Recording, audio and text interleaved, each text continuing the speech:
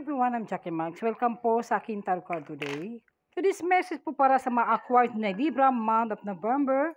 At ito'y pawang gabay lamang po ito na sa taas ang ating pagtiwala sa ating Panginoon at ipumain din po sa aking mga readings.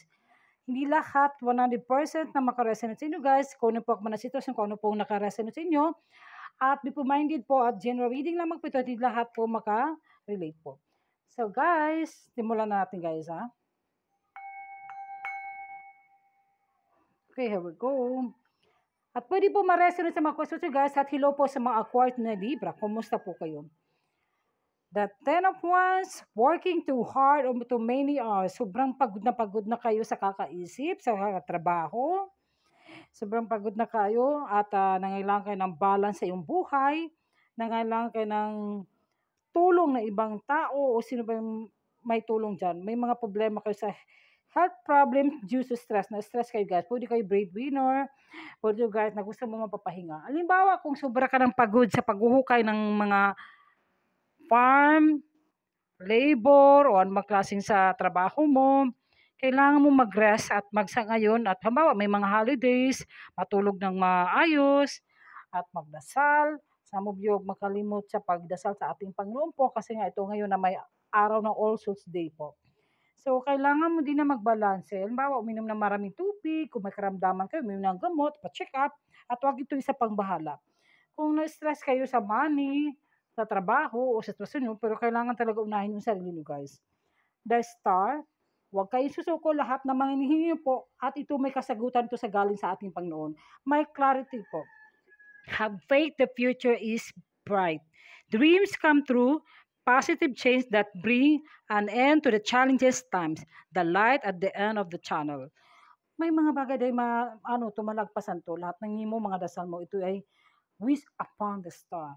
Halimbawa, kung kayo po'y matanda na o may asawa na o hiwalay sa asawa, kung ano man ito, na lahat ng ninyo po na para sa mga kinabukasan sa mga anak nyo, sa kalusugan mo, sa person mo, sa iyong family, na ayaw mo kasi na makita na maghihirapan sila.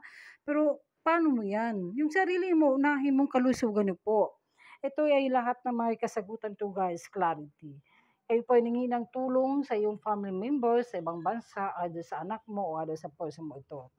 Huwag ka daw mag-alala dahil ito ay sinasagot ng ating Panginoon po at hindi po kayo pababayaan.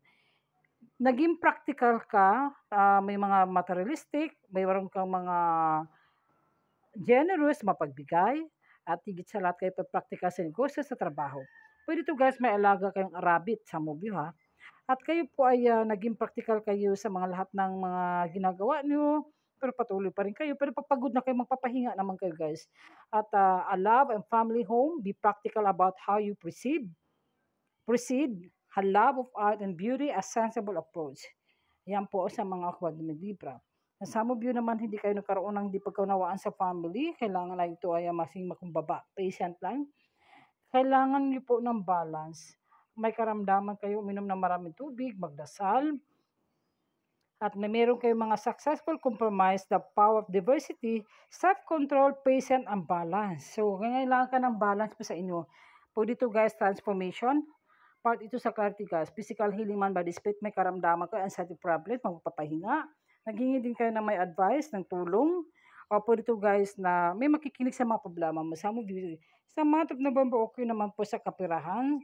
Okay naman po ang sitwasyon, no? Pero talagang gusto napapagod ka na. Guys, huwag niyong iniisip ng parating pera. Iniisip naman yung kalusugan yung magpapahinga din. Kailangan din magpaunawaan din. At may mga part ito sa mga, hindi ko alam kung ikaw ba may problema sa mga anak mo, sobra kang nag-ala. Yan lang po.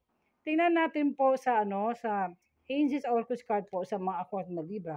Be courage. Archangel Ariel. Be courageous and stand up for your beliefs. Okay guys, yung courage mo, confidence, strength mo, huwag ka na mawala ng pag-asa guys. Maging matatag, matibay ka. Kung may mga experience na yan, pagod na pagod ka na, gusto mo magpahinga, magdasal lang. Kayo po ay ginagawa ng ating guardian angel. Yan lang po ang natin, yung weapon natin, pagdasal lang po. Pagdasal natin yung family, mga anak natin, lalo na sa health mo. Kung may gumugulo man ng kaluluwa, bisitahan mo naman sa sementeryo po. Kahit magpamisa ng kaluluwa kung kayo po ay katoliko ha. Kahit hindi kayo katoliko guys, pumunta naman kayo sa libingan ng iyong mga mahal sa buhay. Tingnan natin po another Orcus card. If you believe lang po sa yung sinasabi ko, ito'y gabay lang po ito at pawang gabay lang na sa taas ng ating pagtiwala sa ating Panginoon. Bibisitahin niyo pong mamamahal sa buhay kung sino pong namatay sa inyo guys ha. Kung kasi ano na ngayon araw ng kaluluwa po ito. Successful ka daw. Lahat ng mo po, yung mga hinang tulong po, maghintay sa tamang panahon, darating po. Successful ka lang sa mga ginagawa mo. O dito sa trabaho, sa career, o sa kapirahan po. Tingnan na po natin sa another Orcus card po. Enlightenment, pursue spiritual growth. Po dito guys, na kailangan mo nagkumpisal. Confession, mag-ask forgiveness, yung mga taong nagkasala sa'yo, patawarin mo. At huwag to ikimkim na sama ng loob, huwag mag-overthink, huwag mag-overanalyzing. Kasi overthinking kid happiness po. So magkakaroon to ng spiritual light enlightenment group po sa inyo guys. Tingnan natin po ng energy ng mga Aquarius na Libra. The sun, okay. The sun like a diamond, oh. Ito yung sinasabi ko sa inyo guys. Kapag ginawa mo ito ng mga sinasabi sa iyo ng mga self-mental self-discoveries sa mga family members na dad, mami, ate, kuya, magbasal tayo, bibisitahan natin yung mga mahal natin sa buhay silipingan. Magsimba tayo, magkumbisal, o kung kayo po katoliko ha, dapat gawin natin yan. Lahat ng mga plano po yung mga wishes po.